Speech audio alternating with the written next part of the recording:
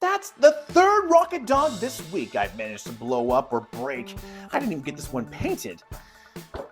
These things are a lot harder to control than I remember. It's too bad I can't use an N64 controller or maybe even a jazz-loving microchip of some kind that could jump inside and do all the work for me. Wait a minute, why don't I design a jazz-loving microchip that could jump inside the robots and control them for me? Roll the intro!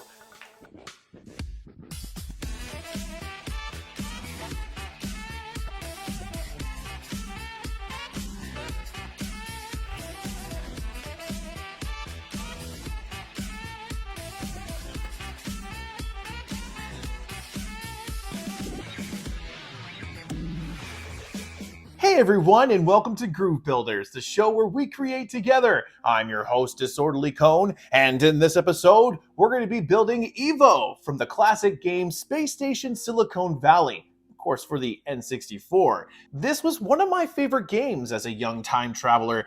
Being able to jump into different robot bodies and blow things up and solve puzzles is a great thing. And I'm actually really excited to be able to jump back into this and kind of honor this game for what it did for me in my childhood. Now, for this project, we need to consider a few things. First off, if you're going to be designing this at home or just downloading this and 3D printing at home, it's pretty simple to do. There's not too much here. If we take a look at Evo real quickly, he looks like that. Yeah, look at him. He has a little bit of a square rectangular body with some gold arms there and some big eyes. A pretty simple model to replicate, and one that we're going to be able to do inside of Tinkercad. Let's get down to our tablet here and take a look at what I've designed so far. Okay, now we are on our little pad here. Normally, what I would like to do is actually build along with you, showing you how I make the different shapes inside of Tinkercad. With this particular project, I actually made this a long time ago, so I've already made the design. Instead, what I'll do is show you how I built them by kind of deconstructing them in the program. Again, these are pretty simple models and something that you could replicate pretty easy at home. Let's take a look at the eyes, for instance, here. Evo's eyes are actually designed using a flat circle, a cylinder, and then another circle. So look at this little circle here. If we take this little degrouping tool and we can maybe degroup it again. Like I said before, our eye is made up of a cylinder, a half sphere, and then a full sphere.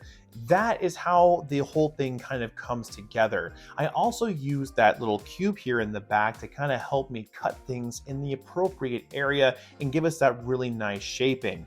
Finally, on the back, we have another little cylinder, and that's going to act as a connection to our body.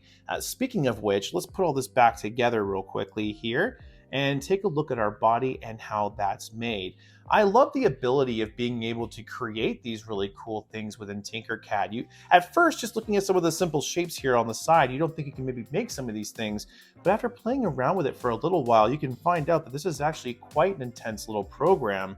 Now, if we look at the main body, the rectangle here, you'll notice there's a whole bunch of little cuts all the way around. And this is for connecting all of our pieces onto our body. Again, we have legs and we have eyes. Really simple thing here. Our eyes have those little cylinders on the back to help them connect in. Our legs are little rectangles because they're pins coming off the side of a microchip. Looking at our model again, we can see that Evo actually has 4 on all sides. It means a total of 8 legs. We don't need to design 8 legs within Tinkercad. We only need to make one really good one, which I've done here. Now, what I've done is I've taken that one little leg there, and all that is just, let me just declick that there. All that is just 2 rectangles put together. I will decouple it so you can see that. See, just 2 little rectangles here put together. I can put them back. Actually, what I'll do is just undo that so they go right back to the proper measurement. But there we go. That is just 2 rectangles there. If we look at the side, I took those 2 rectangles and what I did was I copied them. And I'll do that real quickly and show you what I did. So you copy in place and then we pull them apart and we turn this one into a hole. And what that will do will basically make a hole in any solid piece that we need in that shape. So because we're making legs here, all we do is take it over to our little main body and we just flip it using the various flip tools and of course line it up to the microchip and get into the proper spot to see exactly where we want it.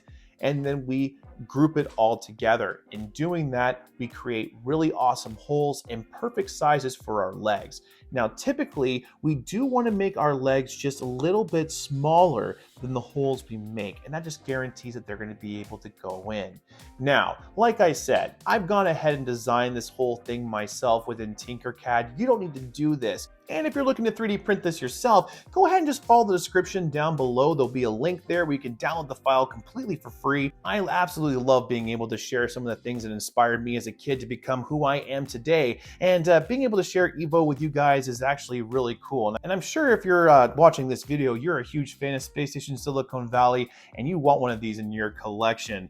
Speaking of which, if you want to do me a giant favor, you can go ahead and press that like button. That lets YouTube know that I'm doing a good job and also tells me that, I'm doing something right. And if you want to check out some other 3D printed projects honoring our childhood from the early 90s to the late 2000s, go ahead and press that subscribe button. We have all kinds of really cool things coming out in the future, a lot of stuff that no one out here has ever done before, and I would love to have you there with me. Okay, now with all that fluff out of the way, let's get printing.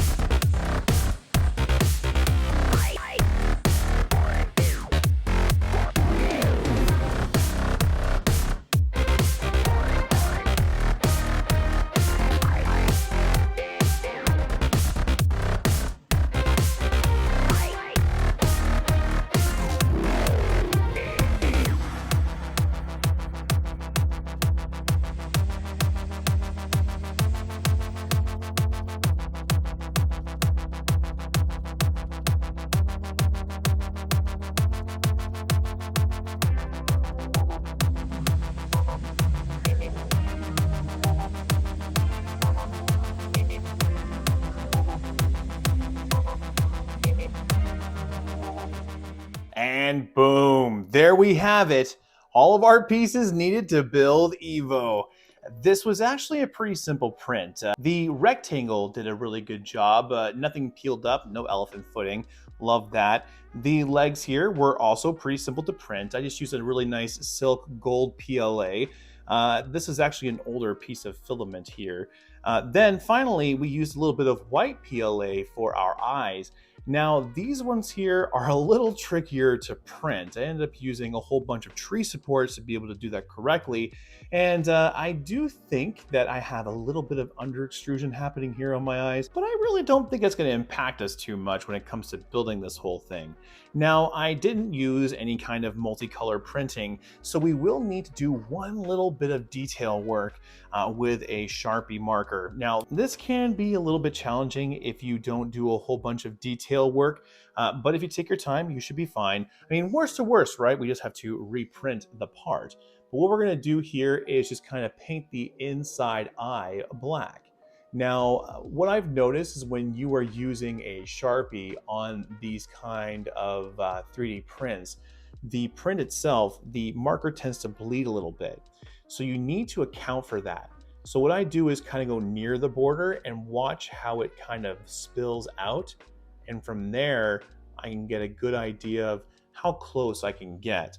Also, if you have a finer tipped Sharpie, that can really help here as well. Alternatively, if you have a 3D printer that actually does have a multicolor ability, you could just go ahead and print the internal eyes black. This would avoid any problem of what I'm doing right now. You could also paint this if you really wanted to get a really nice pop. But again, this is a quick little job here we're doing with a Sharpie.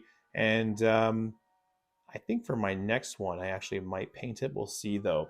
I'm also going to include in the files down below a copy of Evo that has some little cuts in it that you could put a whole bunch of different SD cards into it just to make it easy or make them a little bit more functional than just a model. I think it's kind of important when you're designing these kind of models. You want to have some kind of functionality to them.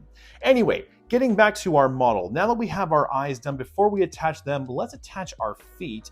And what we're going to do is just kind of put them into the side. Now, like I said before, these should really just be pressure fit inside of here. You can choose to use one side that maybe was laying on the build plate and the other side towards the back, if that one's maybe a little bit uglier than the other. Now, these should all be about the same when it comes to their sizing. It really shouldn't matter too much. If these guys are falling out on you at any point in time, what you can do is add just a little bit of glue, and that should help you. But these guys are all fitted to fit in there quite well, so you shouldn't have any problems at all. All right, now it's time for our eyes. These guys can be a little bit tricky to print, and they can only go on one way. So we just kind of attach them on like this, and last one like that. And as you can see, whoops, that eye fell out. We put it back in there. Okay, we're just doing a little push and a twist there. And there we go. Yeah, he's looking a little bit angry, but he looks awesome. Wait, really?